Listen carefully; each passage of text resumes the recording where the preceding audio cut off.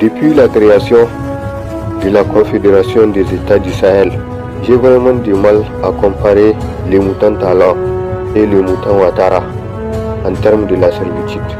Et c'est justement à cause de ces dilemmes que j'ai toujours crié haut et fort que certains moutons peuvent aller jusqu'en enfer pour satisfaire les caprices de l'Europe otanienne.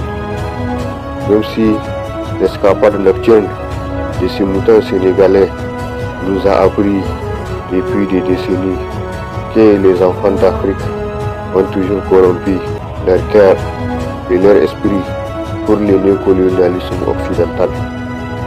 Et finalement, ils sont tous morts et l'Afrique est toujours debout et insoumise. Même si le Sénégal, le Bénin, la Côte d'Ivoire, la Guinée sont toujours perchés pernicieusement avec la France et les États-Unis pour rétablir l'ancien ordre mondial. Je me demande bien si la communauté internationale ne cherche pas à ouvrir un autre front de la guerre russo-ukrainienne dans les pays limitrophes de la Confédération des États-Unis du Sahel. Après tout, il n'y a qu'à regarder la carrière de l'OTAN pour comprendre qu'elle n'est ni plus ni moins qu'une organisation de galvanisation du capitalisme européen et américain. Elle n'est ni plus ni moins qu'un marteau de la communauté internationale.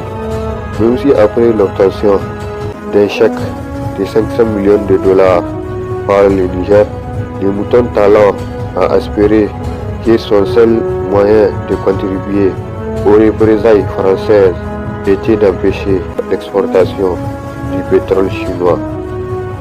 Même si le mouton Talla a tendance à oublier qu'il a été élu pour seconder l'ancien empire de Dahomey et que l'emblème du royaume perdu de Dahomey est un appel de résistance pour toutes les générations à venir.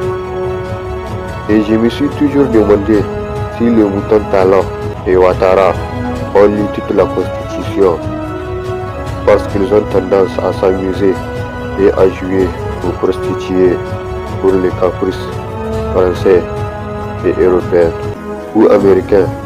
Ils ont tendance à ne pas percevoir plus loin que le bout de leur nez, même si leur lâcheté n'a d'égal qu'à la cruauté des États adeptes de l'OTAN, et que leur désertion a causé la mort à de bon nombre de panafricanistes.